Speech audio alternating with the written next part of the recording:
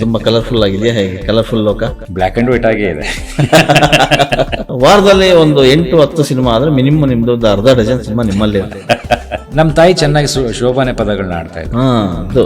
ನಮ್ಮ ತಂದೆ ತುಂಬಾ ಸಿನಿಮಾಗಳನ್ನ ನೋಡ್ತಾ ಇದ್ರು. ಶಿವಾಜಿ ಗಣೇಶನ್ ಅವ್ರು ಯಾವುದೇ ಸಿನಿಮಾ ಬಂದ್ರು ನಮ್ಗೆ ಕರ್ಕೊಂಡೋಗಿ ತೋರಿಸೋರು. ಸಿಂಗನಲ್ಲವರು ಅಂದ ತಕ್ಷಣ ಅಣ್ಣವ್ರು ನೆನಪಾಗ್ತಾರೆ. ಸೊ ಎಲ್ಲ ಒಂದ್ ಕಡೆಗೆ ಛಾಯೆ ಅಲ್ಲೇ ಮೂಡ್ಬಿಡಿತ್ತ ಹೇಗೆ ಅಂತ ಗೊತ್ತಿಲ್ಲ. ಸಿನಿಮಾಗೆ ನಾವು ಈ ರೀತಿ ಕೆಲಸ ಮಾಡಬೇಕು, ಸಿನಿಮಾದಲ್ಲಿ ನಾವು ತೊಡಗಿಸ್ಕೊಳ್ಬೇಕು, ಇದು ಯಾವುದು ನಮ್ಮ ತಲೆಯಲ್ಲಿ ಇರಲಿ. ಒಂದು ಸಿನಿಮಾ ಆಗುತ್ತೆ ಮತ್ತೆ ಏನ್ ಗ್ಯಾಪ್ ತಗೋತೀವಿ ಯಾಕೆ? ನಮ್ಗೆ ಸಿನಿಮಾದಲ್ಲಿ ಮಾಡ್ಬೇಕು ಅನ್ನೋ ಯಾವುದೇ ರೀತಿಯ ಆಸಕ್ತಿ ಇರಲಿಲ್ಲ. ಸರ್ ನಮಸ್ತೆ. ಸರ್ ನಮಸ್ತೆ. ಹೇಗಿದ್ದೀರಿ?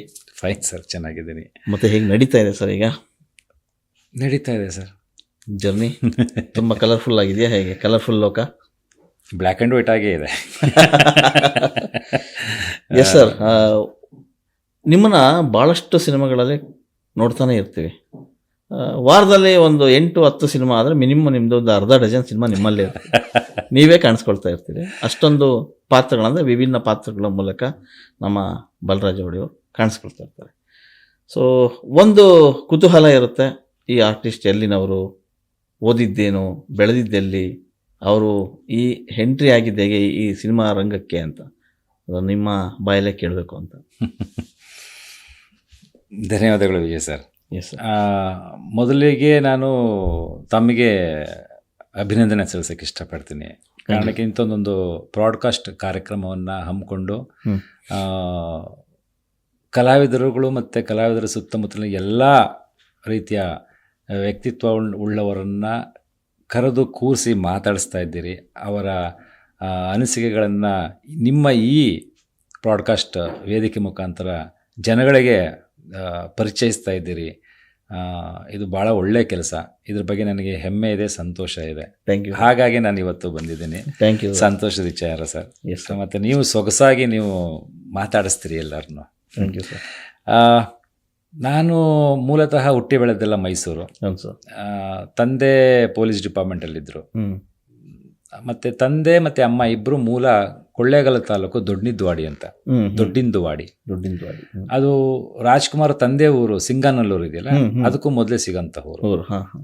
1 ಕಿಲೋಮೀಟರ್ ನಮ್ಮ ಊರಿಗೂ ಆ ಊರಿಗೂ 1 ಕಿಲೋಮೀಟರ್. ಓಕೆ. ನಾನು ಬಾಲ್ಯದಲ್ಲಿ 1ನೇ ತರಗತಿಯಿಂದ 4ನೇ ತರಗತಿವರೆಗೂ ಓದಿದ್ದು ಸಿಂಗಾನಲ್ಲೂರಲ್ಲೇ. ಆ ಸಂದರ್ಭದಲ್ಲಿ ನಮ್ಮ ತಂದೆ ಪೊಲೀಸ್ ಡಿಪಾರ್ಟ್ಮೆಂಟ್ ಯಳಂದೂರಲ್ಲಿದ್ದರು. ಯಳಂದೂರಿಂದ ಅವ್ರಿಗೆ ಮತ್ತೆ ಮೈಸೂರು, ಆವಾಗ ಮೈಸೂರು ಜಿಲ್ಲೆ ಒಂದೇ ಇದ್ದದ್ದು, ಚಾಮರಾಜನಗರ ಜಿಲ್ಲೆ ಇರಲಿಲ್ಲ. ಅಂದರೆ 80, 81, 82 ಈ ಸಂದರ್ಭ ಇಸ್ವಿ. ಹಾಗಾಗಿ ಅವರು ಮೈಸೂರಿಗೆ ಬಂದರು. ನಮ್ಮನ್ನು ನಾನು, ನಮ್ಮ ಅಣ್ಣಂದಿರಿಬ್ಬರು, ಅಮ್ಮ ಇವರೆಲ್ಲ ನಾವು ತೋಟದಲ್ಲಿ ನಾವು ಇದ್ವಿ. ತೋಟದಲ್ಲೇ ಇದ್ವಿ.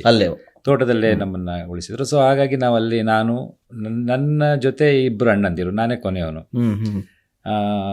ದೊಡ್ಡಣ್ಣ ಅವರು ಲೆಕ್ಚರರ್ ಆಗಿ ರಿಟೈರ್ಡ್ ಆದರು, PU ಲೆಕ್ಚರ್ ಆಗಿ, ಬಯಾಲಜಿ ಅವ್ರದ್ದು. 2ನೇ ಅಣ್ಣ ಅವರು ಅಡ್ವೊಕೇಟ್ ಅವರು, ಈಗ ಪ್ರೆಸೆಂಟ್ ಅವರು ಪ್ರಾಕ್ಟೀಸಿಂಗಲ್ಲಿದ್ದಾರೆ. ಕೊನೆಯವನು ನಾನು. ಸೊ ಅವರು ಅವಾಗ ನಾನು, ನಮ್ಮ 2ನೇ ಅಣ್ಣ ಇಬ್ಬರು ಸಿಂಗನಲ್ಲೂರಿಗೆ ನಡ್ಕೊಂಡು ಹೋಗಿ ಬಂದು ಎಲ್ಲ ಮಾಡ್ತಿದ್ವಿ ಸ್ಕೂಲು 4ನೇ ಕ್ಲಾಸ್ವರೆಗೆ. ಹಿರಿಯ ಅಣ್ಣ ಅವರು ಕೊಳ್ಳೇಗಾಲದಲ್ಲಿ MGSV ಕಾಲೇಜ್ ಅಂತಂದ್ಬಿಟ್ಟು ಅಲ್ಲಿ ಓದಿದ್ರು. ನಂತರ ಮಹದೇಶ್ವರ ಕಾಲೇಜ್ ಅಂತ ಡಿಗ್ರಿ ಮಾಡಿದ್ರು, ಅಲ್ಲಿ BSc. ನಂತರ ಮೈಸೂರಿಗೆ ಬಂದಿದ್ದು. ಸೊ ಬಾಲ್ಯದಲ್ಲಿ ನಾವು 1ನೇ ಕ್ಲಾಸಿಂದ 4ನೇ ಕ್ಲಾಸ್ ತರಗತಿವರೆಗೂ ಅಲ್ಲಿ. ಆಮೇಲೆ ಹೇಗೆ ನಾವು ಮೈಸೂರಿಗೆ ಶಿಫ್ಟ್ ಆಗಿ ನಾನು ಹುಟ್ಟಿ ಬೆಳೆದೆಲ್ಲ ಜಲ್ಪುರಿ ಪೊಲೀಸ್ ಕ್ವಾರ್ಟರ್ಸ್ ಮೈಸೂರಲ್ಲಿ. ಹುಟ್ಟಿದ್ದು ಅಲ್ಲೇ, ಮಧ್ಯದಲ್ಲಿ ಹಿಂಗೇನೋ ಮಧ್ಯೆ ಹೋಗಿ ಮತ್ತೆ ಬಂದು ಬೆಳೆದಿದ್ದು, ತಂದೆ ರಿಟೈರ್ಡ್ ಆಗೋವರೆಗೂ ಇದ್ದಿದ್ದು ಅಲ್ಲೇ ಪೊಲೀಸ್ ಕ್ವಾರ್ಟರ್ಸ್ ಅಲ್ಲೇ. ಅಲ್ಲಿ HHMOI ಅಂತ ಸ್ಕೂಲ್ ಹೆಸರು. HHMOI ಸ್ಕೂಲಲ್ಲಿ ನಾನು 5ನೇ ತರಗತಿ, 6ನೇ ತರಗತಿ, 7ನೇ ತರಗತಿ ಮಾಡಿದೆ ಸರ್. HHMOI ಅಂತಂತಂದರೆ ಆಗಿನ ಕಾಲದಲ್ಲಿ ಮಹಾರಾಜರ ಇನ್ಫೆಂಟ್ರಿ ಏನಿದೆಯೋ, ರಕ್ಷಣಾ ದಳ ಏನಿದೆಯೋ, ಅವರಿಗೆ ಅವರ ಮಕ್ಕಳಿಗೆ ಇದ್ದಂತಹ ಶಾಲೆ ಅದು. Okay. His highness HHMOI his highness Maharajas own infantry school ಅಂತಂದ್ರೆ ಹೆಸರು. ಅಷ್ಟೊಂದು ಹೆಸರು.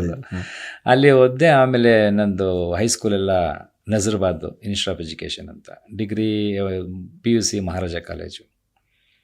ಸೊ ಅದಾದಮೇಲೆ ನಾನು ಮರಿಮಲ್ಲಪ್ಪದಲ್ಲಿ JOC ಎಲೆಕ್ಟ್ರಿಕಲ್ ಇದ್ರ ಮೇಲೆ ಮಾಡಿದೆ.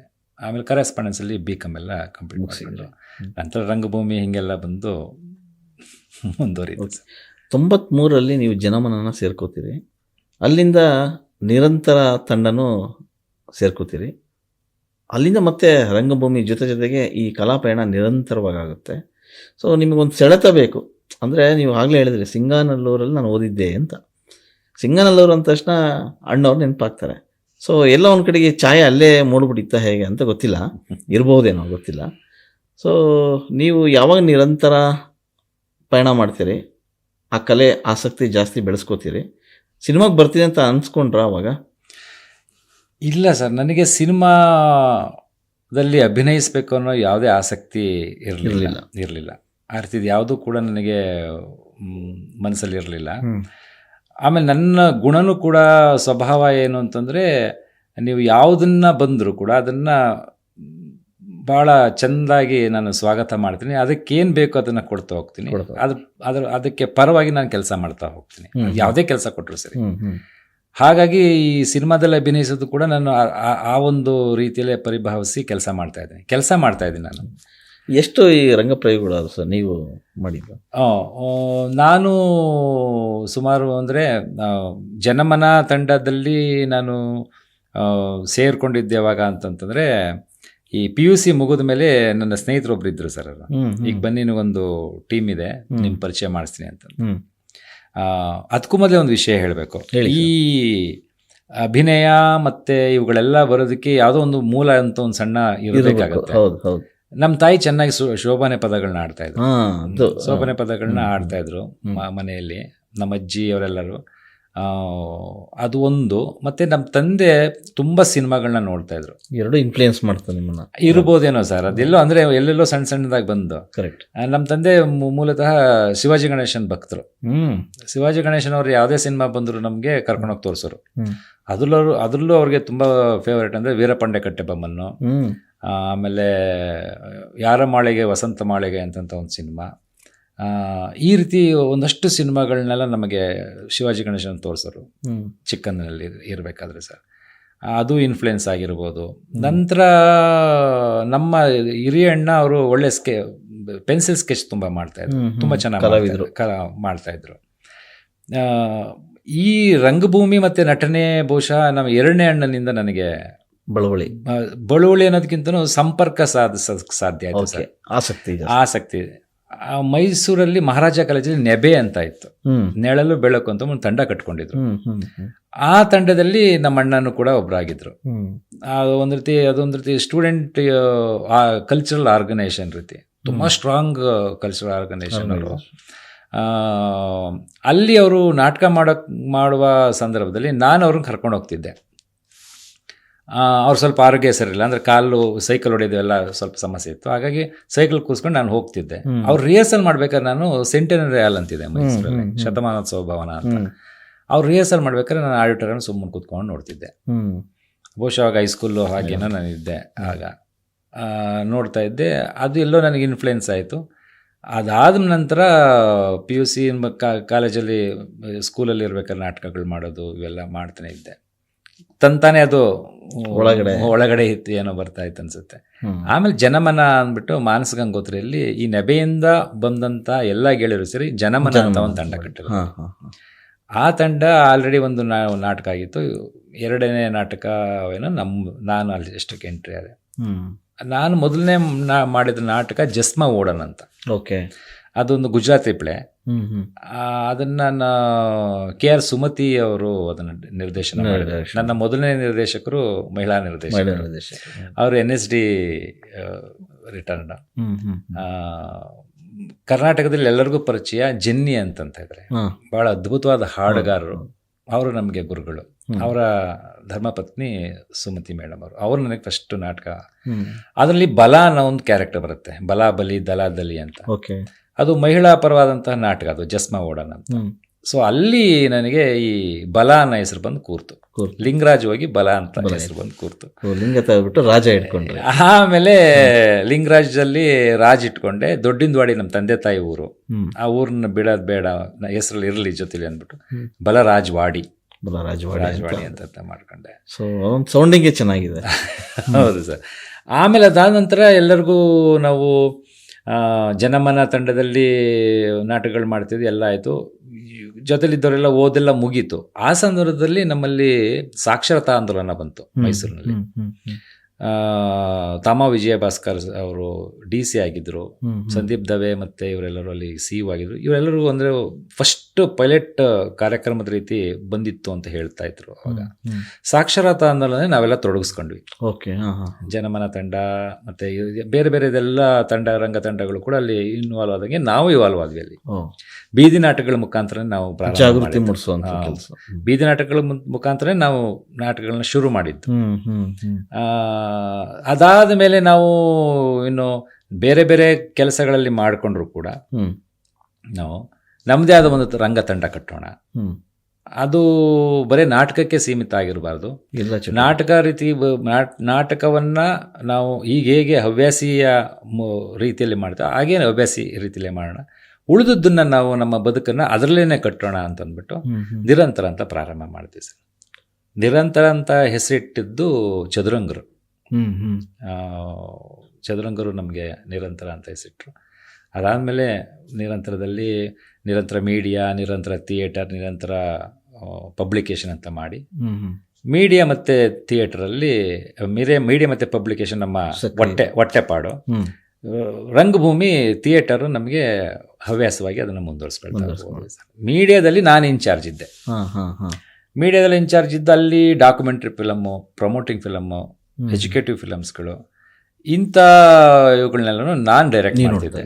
ನಾನು ನೋಡ್ಕೊಳ್ತಾ ಇದ್ದೆ, ನಾನು ಡೈರೆಕ್ಟ್ ಮಾಡ್ತಿದ್ದೆ, ಬರವಣಿಗೆ ಮಾಡ್ತಾ ಇದ್ದೆ, ಊರು ಸುತ್ತಾ ಇದ್ದೆ. ಈ ವಿಚಾರದಲ್ಲಿ ಅವಾಗ ಒಂದಷ್ಟು ಸಿಕ್ತಿತ್ತು. ನಾಟಕಗಳು ಸಿಕ್ಕಿದಾಗ ನಾಟಕಗಳ ಸಂದರ್ಭದಲ್ಲಿ ಸಂಜೆ ಎಲ್ಲ ಕೆಲಸ ಮುಗಿದ್ಮೇಲೆ ಸಂಜೆ ಹೋಗಿ ಮಾಮೂಲಿ ಹವ್ಯಾಸಿ ಇದರಲ್ಲೇ ನಮ್ಮಲ್ಲಿ ನಾಟಕಗಳನ್ನ ಮುಂದುವರಿಸ್ತಾ ಇದ್ವಿ. ಮೊದಲನೇ ಸಿನಿಮಾ 97. ಸೊ ನೋಡು ಬಾ ನಮ್ಮೂರ ಅಂತೇಳಿ ಅಲ್ಲಿಗೆ ಇಂಡಸ್ಟ್ರಿಗೆ ಎಂಟ್ರಿ ಆಗ್ತೀರಾ. ಸೊ ಮತ್ತೆ ಅದಾದಮೇಲೆ ಒಂದಷ್ಟು ಗ್ಯಾಪ್ ತಗೋತೀರಾ ಬಹುಶಃ ನೀವು.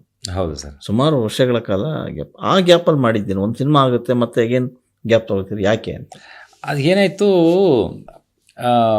NR ನಂಜುಂಡೇಗೌಡನ ಹೆಸರು ಕೇಳಬೇಕು. ರೀಸೆಂಟಾಗಿ ಮಾಡಿದವರು ಹೆಬ್ಬೆಟ್ಟು ರಾಮಕ್ಕ ಅಂತ ಸಿನಿಮಾ ಮಾಡಿದರು. ಭಾಳ ಸೂಕ್ಷ್ಮತೆ ಉಳ್ಳಂತಹ ನಿರ್ದೇಶಕರು ಅವರು. ಸಂಕ್ರಾಂತಿ ಸಿನಿಮಾ ಇವತ್ತಿಗೂ ಭಾಳ ಒಳ್ಳೆಯ ಸಿನಿಮಾ ಅದು. ಲೋಕೇಶ್ ಅವರು ಮಾಡಿದ್ದಂಥದ್ದು, ಲೋಕೇಶ್ ಮತ್ತು ಸರಿತಾ ಅವ್ರು ಮಾಡಿದ್ದಂಥದ್ದು.